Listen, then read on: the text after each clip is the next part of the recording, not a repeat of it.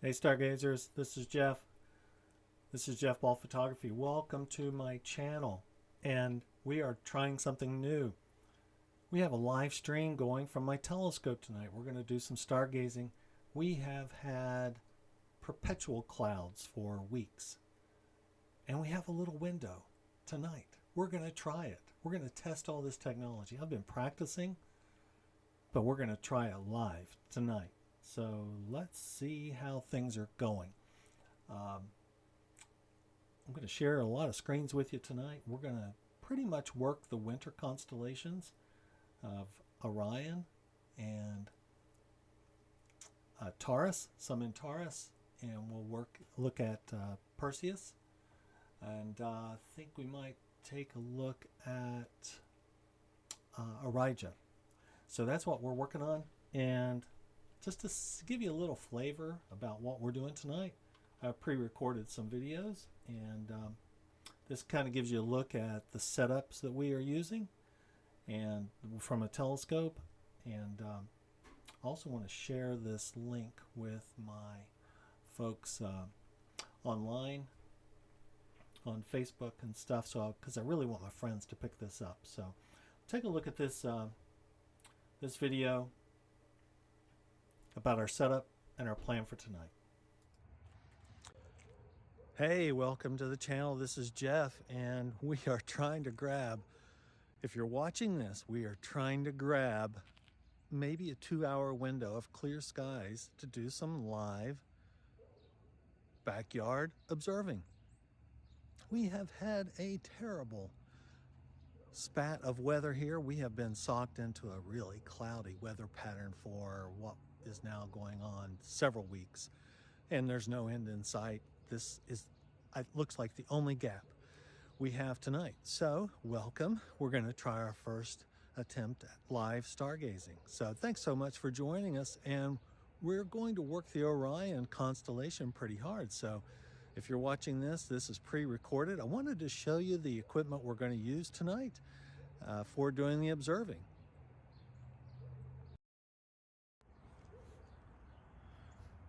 So here's the gear for this evening. We're going to stick with a wide angle view with the William Optics 51 Redcat. This is on the Ioptron Skyguider, the Ioptron CEM40. This gives me a go-to capability in a very portable package. So I'm hopefully going to have success with that tonight. We're going to capture our images with the ZWO ASI294MCPro, and something new that we're using. I've been practicing with this a lot. This is my Raspberry Pi that we are going to use with the Echo software and K-Stars, and we're trying to wirelessly communicate to my home network to achieve this stargazing live tonight. And I hope to do this for all my imaging in the future. So that's really what's new, is this Raspberry Pi using StellarMate, and I'm going to probably put together a video that reviews that whole setup and a website that's very resourceful. But thank you so much for joining us tonight. We are going to peruse the winter constellations, probably mainly Orion. Might look at some things in Perseus and maybe in Orija. So those are the 3 constellations I think we're going to work tonight. Thanks for joining me. So again, thanks so much for joining us. That was a quick look at our setup for tonight. We are going to get this in before the clouds overtake us. So let's dive right in. This is our look at the sky tonight. Right now, I'm already focused on one of our classic deep sky objects, and that is the Pleiades star cluster. This is fantastic in the in binoculars. This is great. You can see this naked eye. And we're going to zoom in on it. It's called the Seven Sisters. It's also called Subaru. You know what the Japanese call it. It's called Subaru. If you're familiar with obviously the Subaru car, we have that. And so this is a fantastic star cluster. It's a reflection nebulosity, so the blue nebulosity that you see is considered to be a reflection nebulosity. So these stars are being born out of this dust cloud. And let's take a look at our live imaging. Is capture a 30-second image live. We'll get that going. And again, this is with the ZWO ASI294MCPro. 30 seconds will pretty much just show us the primary stars of the cluster. And then we're going to deepen the exposure a little bit to see if we can get what is called the Merope Nebula. That is this nebula right here. Go back to the, we got 10 seconds left. Let's see what we look like here after a 30-second exposure.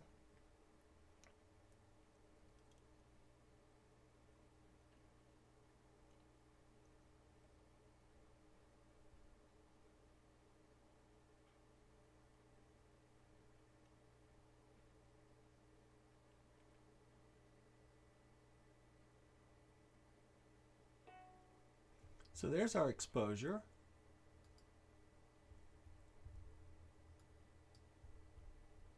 For 30 seconds. We'll zoom in. Oh, okay. Well, earlier I was doing some practice photography with this and we were battling the clouds. So even with just 30 seconds here, you can see this dusty nebulosity that's starting to come. Monsters in Greek mythology, and I think their parents are also named in here. I believe the parents were, I think maybe Pleione. I'll have to look that back up. But Merope, this star here, this is really the most prominent reflection nebula that can be seen under pretty dark sky conditions. But if you look at our image, we're starting to pick that up. This is with a 250 millimeter focal length lens with the ASI294MCPro. And of course, we're seeing more here with the image than what you would see with a pair of binoculars. You would see many of these with a 7x50, 10x50. Of course, I have the 15x50s I like to use with the Canon. So that's a nice 30-second exposure, just taken live with the setup we have out on the road today. We've had a lot of rain, and so the backyard was really not very friendly to being to hosting this event tonight. And but what we're going to do is let's just increase that exposure a little bit. While we're doing that, I'm going to show you what a 2-minute, let's see what a 2-minute exposure looks like on that tonight. And while we are doing that, I'm going to turn off. You don't need to see me. Let's get rid of me. And I'd like to show you my deep sky photo of the M45 Pleiades. And what you can see here, this is approximately 2 hours worth of data. This is with an Astro-Physics 92 millimeter Stowaway, and with the Canon RP, the Canon RA, the modified Canon 35 millimeter DSLR camera. And you can obviously see the nice dusty nebulosity here. And this whole area in Taurus is really full of dust and nebulosity. Let me pull this back here a little bit, and you can see this is a pretty prominent dust cloud right here. But when you can start to, hopefully you can see on this transmission that there's some contouring here in the Milky Way, and that is representative of the dust. Now, if you don't know, I'm using Sky Safari Pro 6 on an iMac. But this is where we are in the sky. Prominent here is the head of the Taurus, the horns of the bull here, and that's really our pointer area there. But the Pleiades are very easy to see naked eye. Let's see how we're doing on that exposure.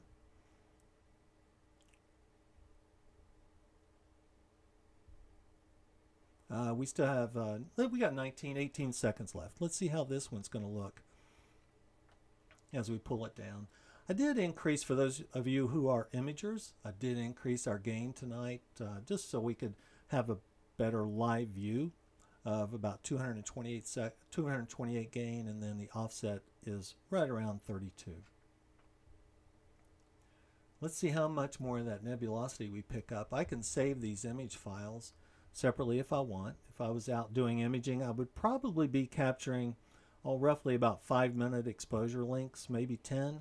The issue here is you will burn out the bright cores of the primary stars, especially the major cluster. There we go. Okay, so there's our 2-minute exposure. You can really start to see the dust starting to pop out of the reflection nebula. And our conditions are holding up. Keep your fingers crossed.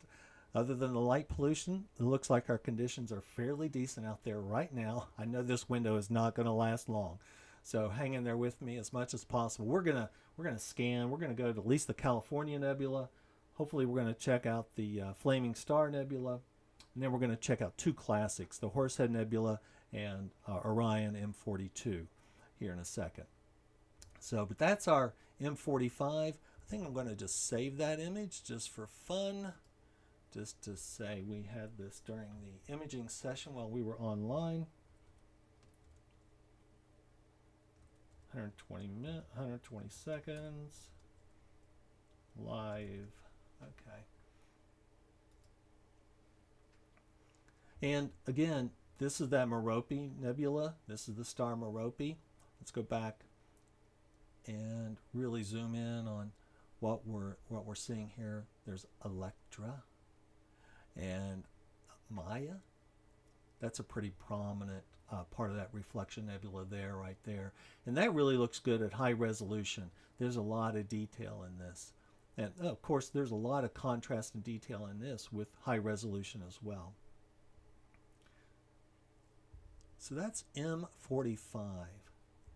What we call the Messier objects are numbered and cataloged, and they begin with M, and it's named after Charles Messier, a famous astronomer who would catalog these deep sky objects because in his day they were always most of them were comet hunters, and they wanted to identify these deep space objects and catalog them for reference so you wouldn't confuse them or start tracking them or think they were being confused for an incoming comet. And of course, the Pleiades, some speculate on why he included this particular star cluster in his catalog, because it's not necessarily comet-like. Many of the objects that he does catalog are comet-like. So that's M45, Pleiades star cluster. Great object in binoculars, great naked eye object. You should be able to see it from most of your backyards, front yards here at this time of year. So an object that's getting near the zenith. This is the zenith. That's the highest point in the sky. So let me try to get to this California Nebula next. And you'll see here soon why it's called the California Nebula. By the way, this field of view, this square you see here, is the field of view of my telescope tonight. So what I'm going to do, I'm going to use this software to go to the California Nebula.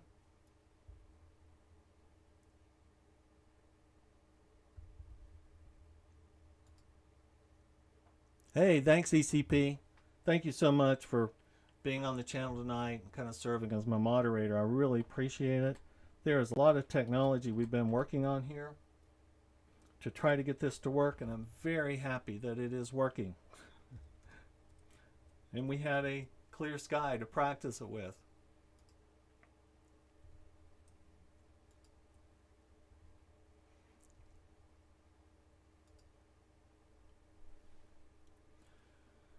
Now, for those of you who may or may not know, if you're a astro imager or even just a visual astronomer, if you saw my opening package, you might go back and look at that.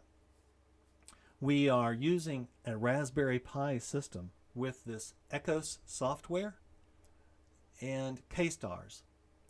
And I'm still learning a lot about this software, but I'm hopeful this will work. We're going to do what's called a capture and solve.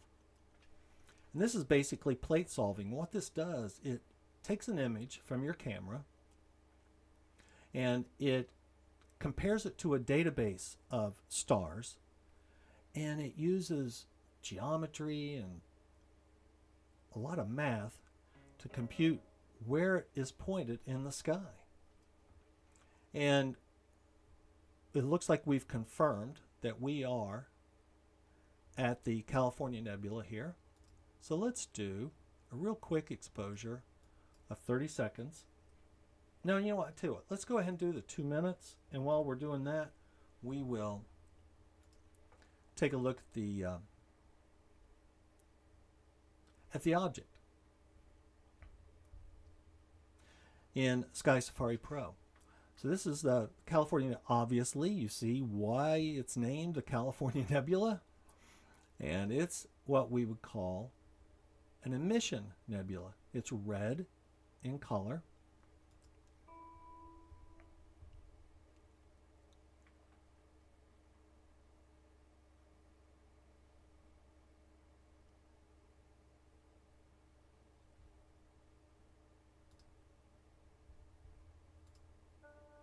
Here we go. Oh, and I didn't tell you, the Pleiades, they think is just a little under 400 light years away. I forgot to mention that. It's about 390, I think, are the latest estimates of the Pleiades star cluster. Oh, and I forgot to use one cool thing that we can do. Let me show you. This is a nice feature I like. I can show you where in the galaxy this object is. So here is from a top view of the Milky Way galaxy, and we will zoom in. Here's the Sagittarius arm, the summer portion of the Milky Way that we can view. Look at this. Here's our sun within the Milky Way. Let me zoom back out again. So there's the core, the barred spiral galaxy, part of our Milky Way. Let's zoom in. There's where our sun resides, and there's where the California Nebula is. You can see we're still in a pretty tight neighborhood here in terms of galaxy structure of where the nebula is. And so let's look at specifically at some of the data. So there's now remember the other day when we did the Jupiter-Saturn conjunction, that was we were talking about arc seconds of separation. And remember we talked about and arc minutes of separation. And we talked about the moon being roughly a half a degree across, or 30 arc minutes across. And so it's a half a degree. The moon is, half a degree wide. So this California Nebula is 2.5 degrees across in photographs. So this spans 2.5 degrees. So this is very large. This is several moons wide here. Okay, got a moon there and a moon there and a moon there. So this would this is a pretty large nebula. Oh, I think my bakery is done. Let me see if it showed up. Uh-oh, looks like we're getting clouds. I apologize. I thought we would have a good window here, and unfortunately it looks like we are getting clouded out. You can start to see the nebula hopefully on the broadcast. This is part of the red right here in the nebula. Oh goodness, yeah, it looks like we are. I'm going to try one more image before I call this an evening, but boy, we just had a brief window, didn't we? Let me go back here. Let me go with a shorter exposure time. We'll do a check on our cloud conditions. I need to add an all sky camera, or at least a night vision camera out at the scope, so I can monitor that. Hey Sam. Well, I just really want. Hey Sam, thank you so much for coming out. I just wanted to try this tonight. It has been very frustrating the last few weeks. It's really a typical winter pattern for us, but we had a little bit of a window. The clear sky clock was looking halfway decent for a couple of hours, and I just wanted to give this a try. So I apologize, but I thank you for coming out. I wanted to test the technology. I wanted to test the broadcast and the simulcasting capabilities. This is all being done wirelessly. Let's see if this image shows us what our cloud situation is.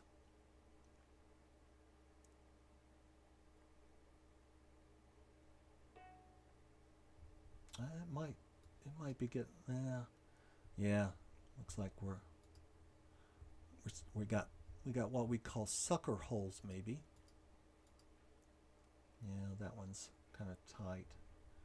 Starting to get clouded out, guys. Sorry about that. We'll be patient. But one thing I want to do is go back and show you what a long exposure of this. This is off my website. If you ever wanted to see my images, they're all available at earthandskyphoto.com. And this is a very strongly filtered image of the California Nebula. About 2 hours of data accumulation. And this is through an STC filter. It's called a dual narrowband filter. It really blocks light pollution, and it focuses the electrons that you're gathering into the hydrogen alpha line and into the O3 line. So you get a lot of contrast with that. The natural color is somewhat off. You can sometimes manipulate the color back in, but this is mainly just to reveal the structure of the nebula, and that's about 2 hours of data. So what I might do here is, and back to, I always like to let people know, this nebula is about 1,000 light years away, and we saw where it was in our neighboring part of the Milky Way. So let me go back and try one more image to see what our cloud situation is. We had a nice breakup of the clouds earlier. Let's see if we're going to maybe be blessed with a little bit of a breakup on that. But we are definitely going to do this again. I think I want everybody to have a really good live view of the Orion Nebula, M42, and the Horsehead Nebula when we get conditions that allow us to do that. And Saturday night might actually work out. If you haven't subscribed, I ask you to subscribe to the channel. I have a lot of shows coming up. We're going to do some interviews with some really cool astronomy people, very passionate about the hobby. I have a lot of live streams planned, and we have I'm working on and final editing the Pennyroyal Stargaze. If you are new to the hobby, and we've had so many people join the hobby in the last few months. Oh, there we go. We had a little clear up. Let's take advantage of the sucker hole. There you go. That's a 30-second exposure, so you can start to see what the California Nebula starts to look like. This is again in a 250 millimeter focal length scope. So what we would do as imagers, we would take multiple sub-exposures of around 5 minutes, maybe 10 minutes, and then we would stack those exposures. What you do is you do what's called enhance the signal to noise ratio, and that's when you end up with these stacked 2 hours of image, and you get a nice smooth background and transition, and you really can emphasize the signal, the strong part of the nebula. So that's the California Nebula. What a great nebula. I'll tell you what, let's try real quick while we've got an opening. Let's go for something bright and cool. Let's go for the Orion M42. Okay, stick with me here. Let's get over to that.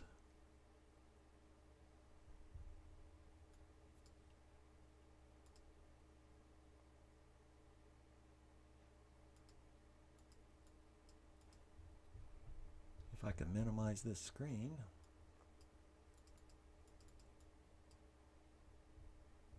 Okay, we're going to go to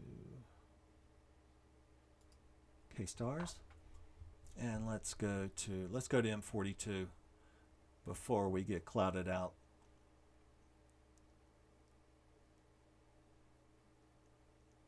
I know, Sam. Yeah, this goes back a little bit. You know, what's really amazing is when you learn and follow. I got started back in astrophotography with film, and what is amazing is what those early astro imagers accomplished with film. It had such a reciprocity failure, and of course they were so it was so slow compared to today's digital. And let's see if we can go there. So, but yes, the ability to stack these images that are acquired over, and really you can do. There are some who have permanent setups. I'm a portable setup. There are some imagers who have permanent setups where they can literally stack dozens of hours of data and really achieve some very, very beautiful results. Let me go back. If you were here with us earlier, what we'll do is we'll confirm that we are pointed in the right spot. Again, if you're an imager or an astro observer and you use ECOS, this is part of their plate solving, part of their software. And what this software will do is it takes an image of the sky and it uses star patterns. So there you can see well, you can already see how bright M42 is. It's already showing up in the preview image. So I tell you what, we have some clear skies there. So while we image, I'm going to go ahead and start an exposure, and let's just start with our 30-second. And I'll keep it here. We won't go to the Sky Safari Pro until we do a little bit longer exposure. Oh yeah, Sam, you have really hit on a key point, the failures with film. But you know what? It was rewarding. If you can imagine back in the day, of course, what we are doing now, we are literally capturing almost instantaneous views of the image. Back in the film days, you couldn't. There were some go-to systems in place, go-to telescope mounts. You could plug in the coordinates and it would go there. But I started before even go-to. So you literally had to use what they called setting circles. So there was right ascension and declination setting circles. And you would have to know the exact coordinates of the object, and then you would really have to get familiar with the star field through a viewfinder on the camera. Very challenging. Oh, there we go. How awesome is this? I love M42. Now, I'll tell you what's interesting about this field. M42 is at a declination in our sky where there are many satellites. It is very common to have this field littered with satellites in the field of view.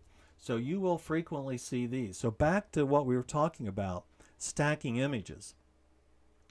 We can also use those stacked images to help filter out these random satellite passings, and it helps to smooth out those images. Back in the film day, I would literally have a shutter.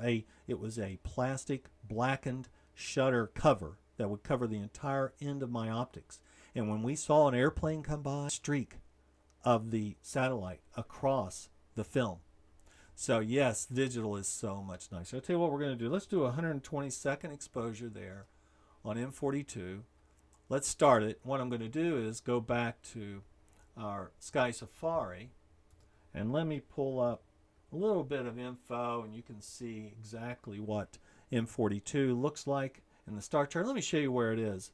Now this is another great binocular instrument. You're thinking, a nebula like this? I can really see this with binoculars? Yes, this is fantastic. So if you're in the night sky, next few days you get a clear night. Right here's to the southeast. This is where we are. This is what, 8:48. And I need to go to now. Let me go to now. There we go. A little bit higher in the sky. So this is where it's located in the great constellation of Orion. And you have the sword and the belt. This is the sword.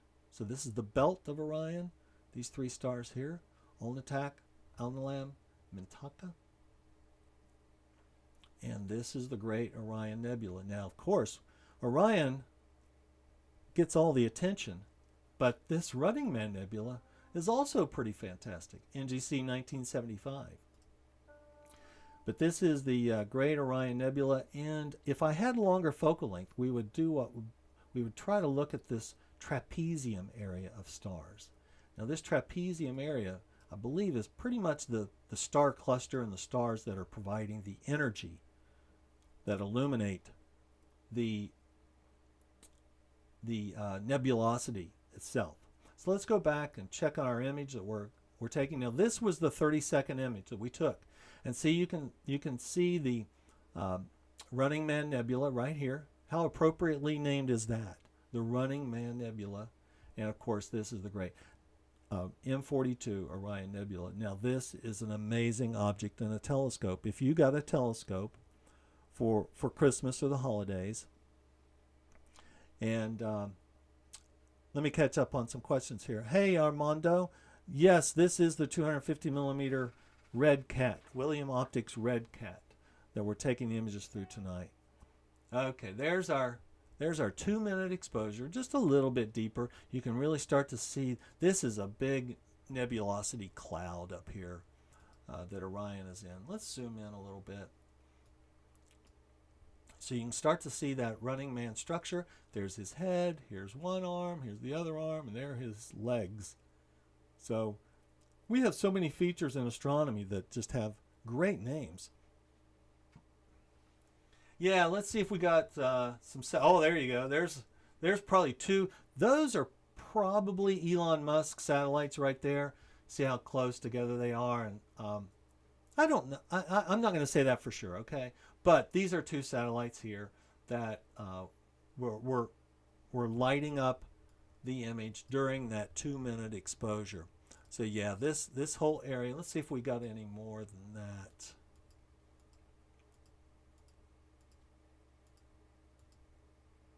I'm not seeing any. Oh, here's another one up here. And you can see, if I pull that out of the way, you can see it's really cool with this 2-minute exposure. We actually have some pretty decent sky conditions out there right now where it's coming back to us. You can start to see the extent of this nebulosity that comes all the way out. I'm sorry. Yes, Tim, you're right, Tim. Yeah, these are geostationary satellites. That's right, because we are tracking the object. Hey, Armando, thanks for stopping by. We really appreciate it. So you can see the extension of this nebulosity that comes out this way. Let me show you an image, a deep exposure image, again off of my website, of the M42 Orion area. This is how deep and extensive that nebulosity can get with extended exposures. And of course, this is that Running Man Nebula. You can see the actual kind of that reflection nebulosity that can transition into that redder tint, redder color. Now this nebulosity right here is starting, that's part of the Horsehead nebulosity complex. It's starting to flow into the field of view. But this is a deep exposure of what we're imaging here live tonight in Orion. So that's our 2-minute exposure, and thanks so much for joining us. Really appreciate it.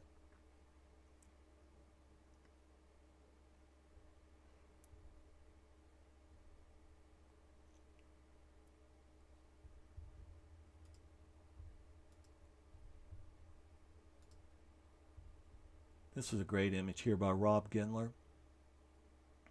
And M42 is just a classic astronomical object. So much can be done with that. I'll tell you what I'd like to do. Let me see if I can do a shorter exposure and we can zoom in and see the trapezium. That's probably only going to require about let's try 10 seconds.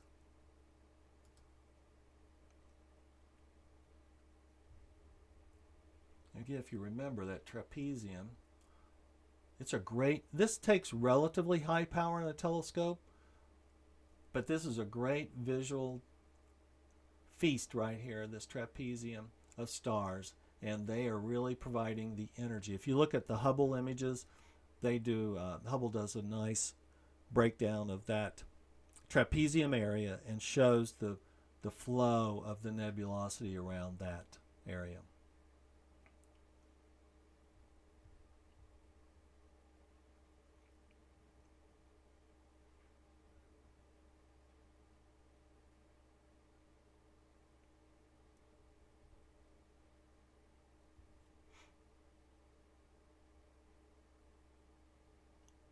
Okay, we're waiting for the image to pop in. Oh, maybe. Let's take a look here. Might have to reduce that exposure even more. That's how bright this trapezium area is. But when you start to go into the core area, yeah, it's still even bright there. What I might do, increase the gain here. If you're an imager watching this, unity gain for this camera I think is a 120. You start to get into the trade-off between noise and signal. Yeah, it's going to be very hard for me. I think it's already replaced the image. Going to be very hard. We can start to see it barely right there. I'll tell you what, let's just do a real quick. Goodness sakes, we're down to 2.5 second exposure. That's how bright this nebulosity is, especially in that trapezium area. Sam, got an old Tasco telescope I borrowed from my in-laws. Got an adapter to hook my camera. Yeah, the M50 is a great camera. Let's do a 1 second exposure. Nothing quite that nice, but I can see some of that with it. Yes, yes. You know, Sam, one of the things that's so vital to astrophotography is having a good mount to track. As you know, even at 250 millimeters, that's still, in terms of photographic perspective, that's still pretty, oh, there we go. Now we got a little bit more magnification. We're starting to see that trapezium. Now, this 250 millimeter focal length isn't ideal for pulling it out. But if you can see, there's a star there, there's one there, there's one there, there's one there. So you can start to see the separation. There's your gap between the stars. So you can start to see some of the separation in that trapezium. And that's just visually, that is a very, very rewarding to see in a telescope. And I really recommend, if you haven't, to go to a star party. If you don't have a telescope or you're wanting to learn more about astronomy and how to observe and get great views, check out, when we get back up post-pandemic, check out your star parties. And I'll cover the star parties on my channel. So I invite you to subscribe to the channel. There's a lot of material coming about star parties and amateur astronomy events and amateur astronomy activities. So please subscribe today if you're not already a subscriber. So let's take a minute here and let me check up. Thanks, ECP. Yes, please hit the like button. I really appreciate it and really appreciate supporting the channel. We're trying to put a lot of work in here to really bring astronomy to the public. Again, in the pandemic, astronomy has been a great benefactor of the pandemic, and I think it's a great opportunity for people to connect with nature, and they can do a lot right in their own backyard. So here's one of the things. Let's go to the Horsehead Nebula before we lose our sky. I've been very fortunate that we've been very lucky to get this out of tonight.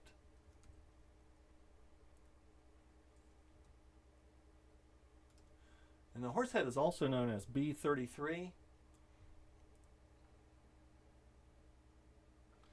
That doesn't look like that's part of my database. Let me go to Alnitak. There we go. Let's go to Alnitak. And that's the Flame Nebula. Let's just do that. Tell the scope to go to that object, and what you'll do is you'll see the crosshairs move from Orion over to that area. Let's make sure we're pointed in the right spot by doing a plate solve.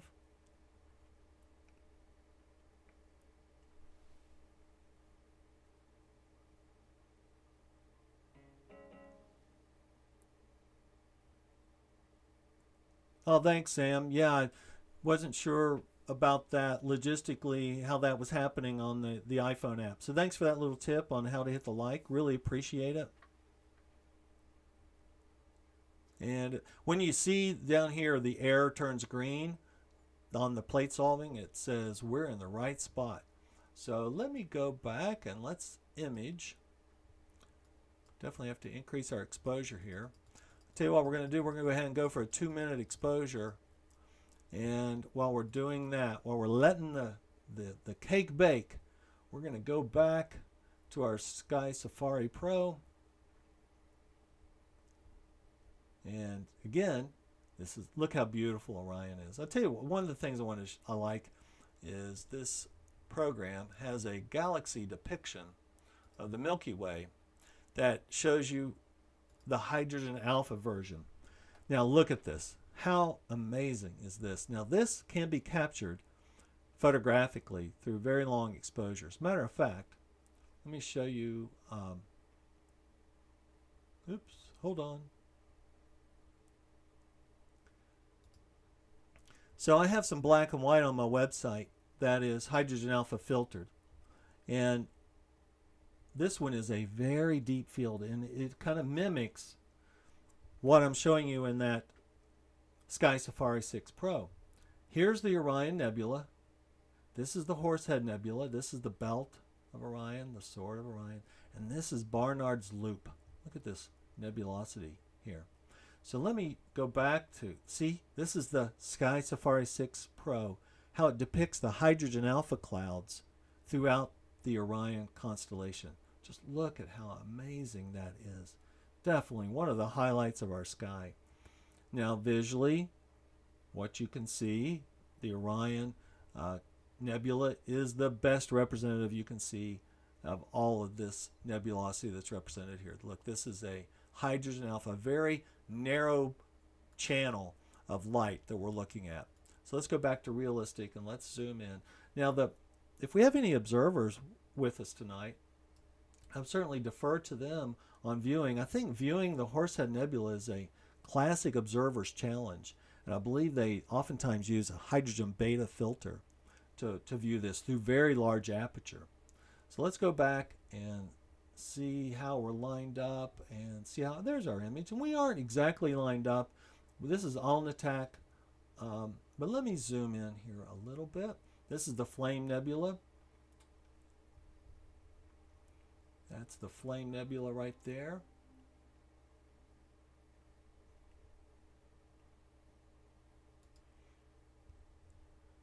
NGC 2024. Now, NGC is a catalog we use. Really fascinating name. It's called the New General Catalog. How creative is that? But it's an emission nebula that covers 30 arc-minute area with patches of nebulosity.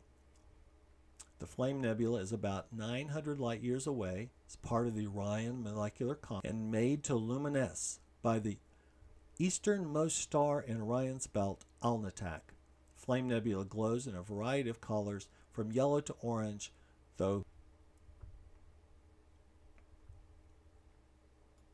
Zoom in a little bit, and there we can see the the Horsehead Nebula, also called B33. B for Barnard. Barnard is an amazing amateur astronomer. I'm actually doing a study right now on all of Barnard's objects in the sky. He did more than just dark nebula, but he is widely known for his identification and cataloging of dark nebula in the sky. Now, I can't remember this reflection nebula here. That is the NGC 2023. So that's a 10th magnitude bright nebula appearing in the constellation Orion. That's 1,500 light years away. You know, let's go back to the Flame Nebula. And let me go back to that. I love this galaxy view. Let's see exactly. Now we're in Orion's Spur, and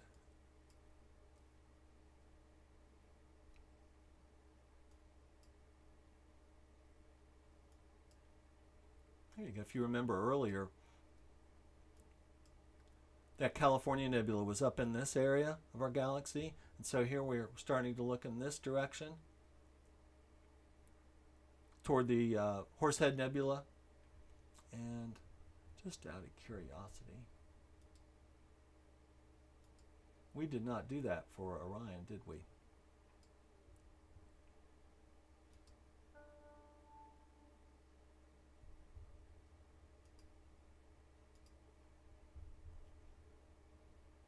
Okay, still kind of in the same vicinity there, but it looks, yeah, there we go. But that is the big part of that edge of that molecular cloud there is the Orion Nebula. So that's how it looks relative, on a relative scale, on a galactic size, and I like that presentation. Let's go back and let's do, out of curiosity, let's do a 3-minute exposure and see how deep we get with that Horsehead Nebula. This one's definitely a lot dimmer than the Orion constellation. And then let me show you a deep exposure. I just finished this one. I'm really happy with this. This one came from, again, the Pennyroyal Stargaze. I love this image. This is my best Horsehead, and I've been doing astro imaging for 20 years. This is, to me, it captures the luminosity of the object. This was about 2 hours. Now I do capture this with an f2 system that's very fast with this same camera I'm using tonight, the ASI Air294MCPro. It's about this telescope here is a 400 millimeter focal length, so a little bit longer. But at f2 you capture so much data so fast. Sam, let's see. You can see a little bit there. Oh, whoops! I rewound the stream a bit. I'm behind about a minute. That's good, Sam. I really appreciate you coming by, and that's great. And if you want to see something in particular, or if you have a question about something, please drop me a message or drop it here in the chat. I'm going to do a question and answer session in the future. Okay, sorry about the buffering on your end. I hope it's not on my end. I think I have a good stream going here, but I would never swear to it. We have somewhat unreliable internet, but I think we're up and running okay. But thank you, Sam. I really appreciate it. Again, if you're new to the channel, my name is Jeff. This is Jeff Ball Photography. Tonight, what we're doing is a live stream image capture of some of the classic winter nebula objects from my front driveway. We've had such a wet and cloudy few weeks. I just wanted to get out as soon as possible. And we had a little window tonight, and we're taking advantage of it. And but this will be, I think, this is our first live stream. I think technically it looks like everything is working. And I'm going to do a video on the technical part of this because I spent a lot of time working on this Raspberry Pi. I'm actually using it's on the scope. And this is all connected wirelessly through my home network. And so I have no cords at all. This is all being transmitted. And so far, knock on everything, it's working beautifully.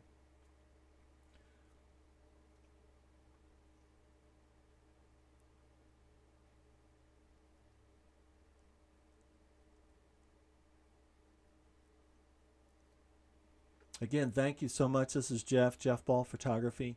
I'd ask you to please consider subscribing. We have a lot of cool astronomical content coming. This is our first live stream, live stargazing event. There we go. Now that looks a little bit nicer, doesn't it? Oh, and look at this satellite we had come through, or we went through, I should say. Like I said, it's a geostationary satellite that we have spent 3 minutes tracking this astronomical object across the sky. And let me zoom out just a little bit. Let's see if we, that's 3 minutes of geostationary satellite. So it's a very common, and we talked a little bit about this earlier in the broadcast about how we get away, how we avoid these showing up in our long exposure photographs. But it looks like he's targeting the horse right there, shooting right at the horse. Let's zoom in a little bit. Yeah, this is pretty nice. I got a little bit of trailing, some polar misalignment, but you can certainly see the nebulosity of the Horsehead, the dark nebulosity, the Flame Nebula, NGC 2023, was that right? This blue reflection nebulosity down here. Just again, another great section of the Great Orion part of the Milky Way. And let me show you that again. This is kind of what we are seeing. This is the Horsehead Nebula right here in that hydrogen alpha view. This is the Great Orion in 42 and Running Man Nebula, and this is the Barnard's Loop. So all of that is right in what we call the Orion's arm of the Milky Way.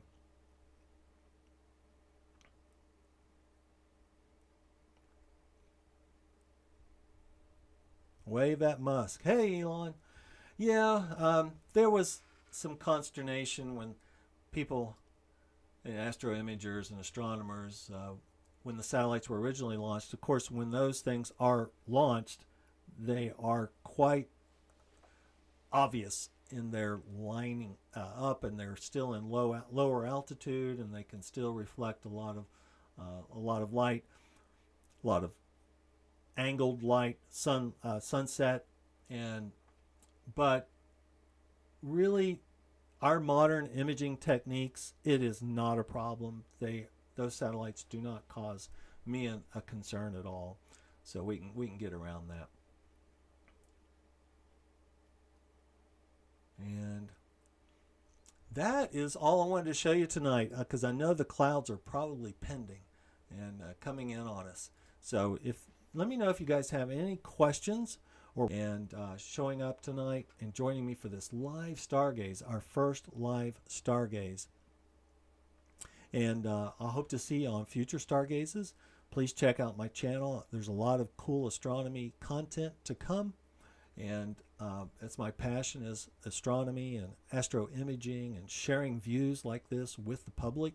That's one of my main goals, and since we're in a pandemic, I really wanted to find a way to continue the momentum we've had off of the Jupiter-Saturn conjunction, as well as our recent comet Neowise.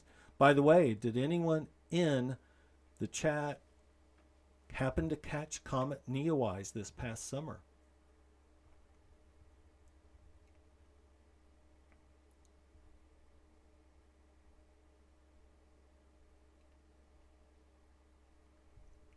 And by the way, future live events, we will use different telescopes. So we will have different focal lengths. We will have totally different views, a little bit higher resolution at times. And but I want to encourage you to stick with us, stick with the channel.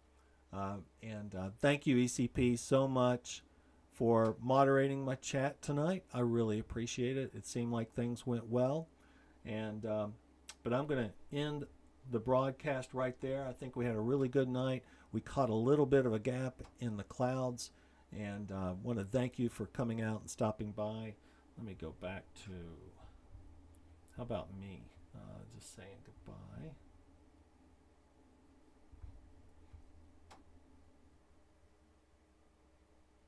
Oh, I can't switch. Something happened at all. I'm using an iPad as a second screen, so I'm going to have to end it right there. Hey, yes, thanks. Yeah, it was a really great crowd in the chat. No trolls. I really appreciate it. And I'm just going to say clear skies, and thanks for joining me. Take care. I'll see you next time.